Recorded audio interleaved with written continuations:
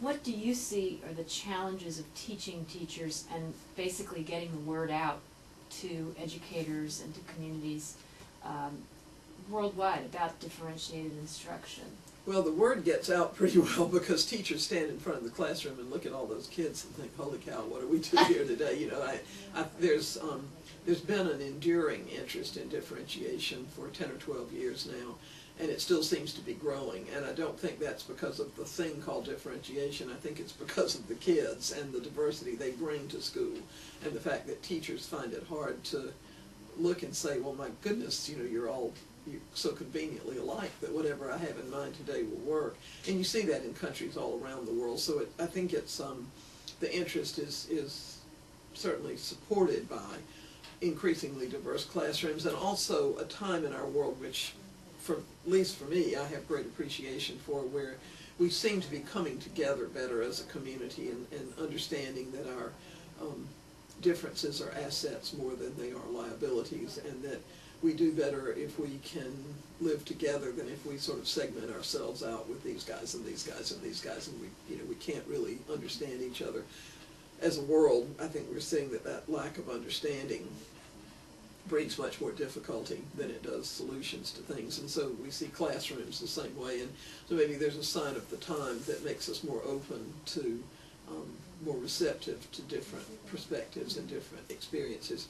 But certainly the variety of kids makes a case for itself. How you help teachers learn to differentiate in response to that, again, the word is not important. It doesn't matter if you call it differentiation. What matters is, do I see individual human beings out there, or do I see a pack? Do I understand that this has to work for each kid, or is there this generic thing that if I, as long as my job's just to cover it, if I covered it, surely it will work? And I think that's probably really the biggest challenge. I think teachers, many of us, see the need to do something a little differently.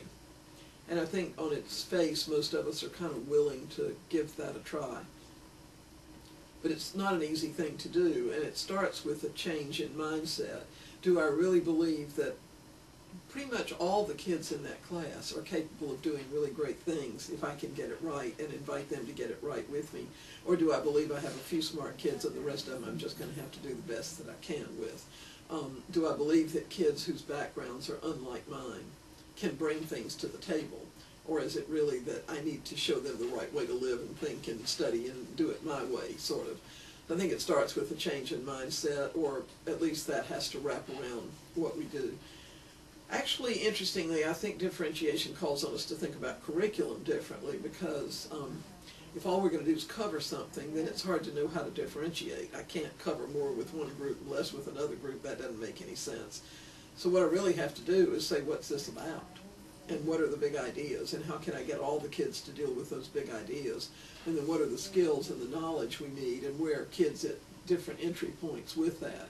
And how do I make sure that kids that are lacking background skills and knowledge have some time in the day to work with that? And then how do I make sure that all of us bring the important skills and knowledge to bear on those ideas in different ways? And how do I work with the kid who already has the skills and knowledge to keep moving that on?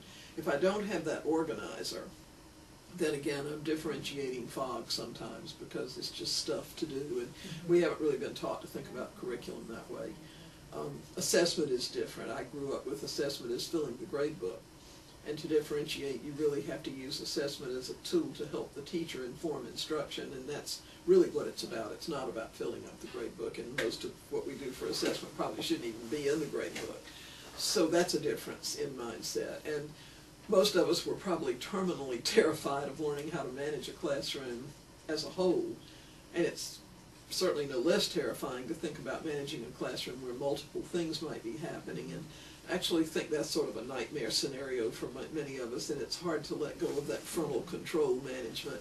So I really think probably the biggest thing in helping us move forward, not see the point, but move forward in the point, is helping us change our minds, change the patterns that we have. And that means, again, using it in the classroom. One of my early lessons in research here was I can help teachers say to me, if I were to differentiate today, I could do this and this and this, and it would be good for this student here, and I can see where this would really help these 7 kids over here, and if I had time to do this, it would be so useful and I could do it this way. That's exactly how I differentiate it. And they understand it. Words, fine, life's great, go into the classroom, nothing happens.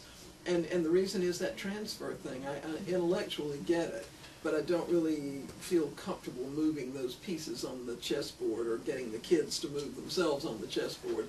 And so again, I think the need is to translate into the classroom, help teachers see small things step by step, develop proficiency over a period of time.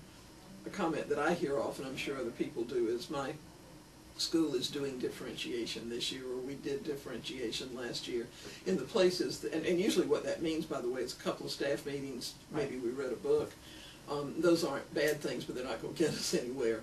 The schools that we see that have made great movement have stuck with it 6, 8, 10 years and are still working with it, and consistently, not just once or twice a year. So it's a growth thing.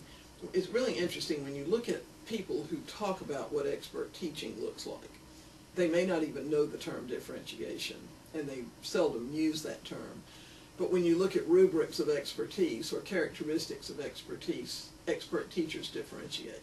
Mm-hmm. And so what we're trying to do, if we really want to move teachers in that direction and help them become competent and confident, we're investing in the development of expertise. Mm-hmm. And unfortunately, many schools allow teachers to get past the sort of mushy novice point to some level of proficiency and then just stay there without really moving to those high levels of productivity.